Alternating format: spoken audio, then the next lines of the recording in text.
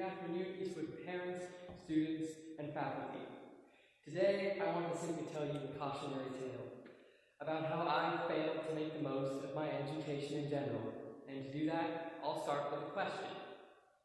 What is it you are doing with your time? Some people structure their day-to-day lives around this question, while others never even consider it. Back during the start of my high school career, I was much more mindful of this question.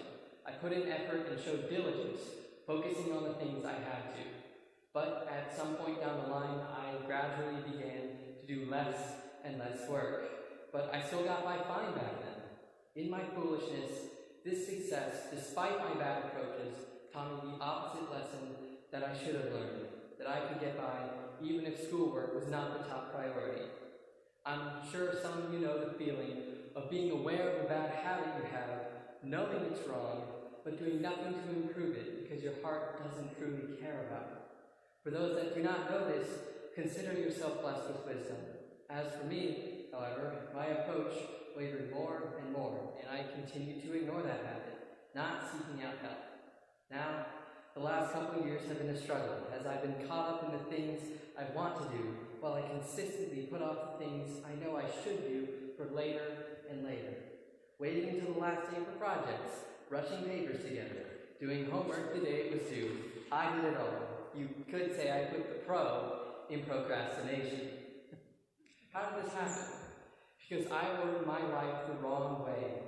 I was serving a master that took its place above the Lord in my responsibilities. Matthew 6:24 says, "No one can serve two masters, for you will either hate one and love the other, or he will be devoted to one and despise the other." That is how I fell into the hole of procrastination, and how so many others do as well, attempting to serve two masters, but by trying that, I only was pushing the true master aside. Engaging in my hobbies and my creative projects got out of place when God and my responsibilities should be placed first and my hobbies last. All of this goes back to the question of, what are you doing with your time? You only have so much of it, so which master are you devoting that time to? A good way to tell is to see how proficient you are in different areas of your life. If you devote enough time to something, you will eventually get good at it. If you squander your time by serving a master above your responsibilities, you'll end up being very good at your hobbies, but not nearly as good in the things you need. School life can get very monotonous and boring. It's easy to think you have all the time in the world, that you can focus on what you want to for now and develop responsible habits later, as I did. But every single day is key. And if you wait or put it off, you'll end up not developing those habits soon enough and be forced to take them on quickly and uncomfortably. A rude awakening. One thing that may help some of you is to keep your future in mind, even as early as 7th grade or sooner. Doing good work now and sticking to it will have a positive impact on the rest of your life. So if you don't want to do work for the sake of today, do it for your future instead.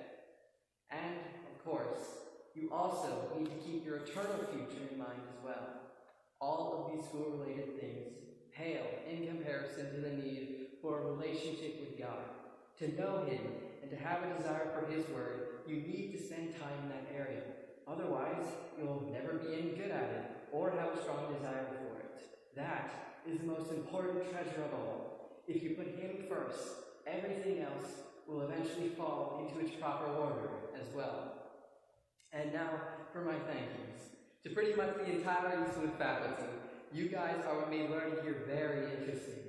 My actions probably have not shown it, but I really appreciate the time all of you invest into helping us students, and even going out of your way to show concern and to help me. Allowing me second chances I did not deserve, and forgiving me for each and every mistake I made.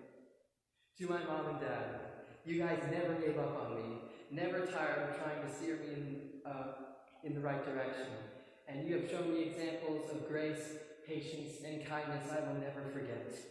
You said many times you'll always be my biggest fans, and the love you've always shown me has made me never doubt that for a second, even when things got really tough.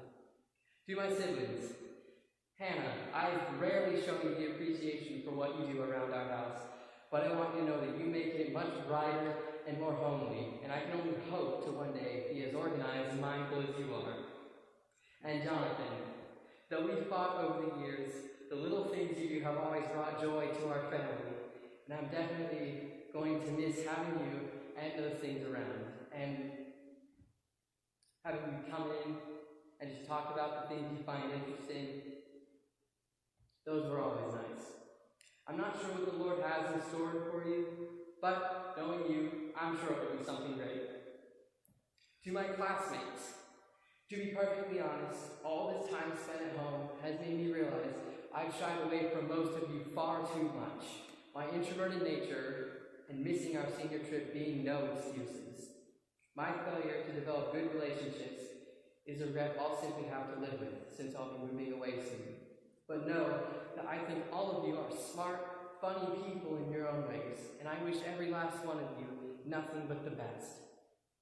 What is it you are doing with your time? If nothing else, I hope you can take away that one question from this speech, that you may thoughtfully and prayerfully consider it, so that those of you in much lower grades do not go down the same hard path I did. Order your life the way the Lord intended his people to, so that you may spend time wisely. In the meantime, though, enjoy your summer break, and thank you all for tuning in.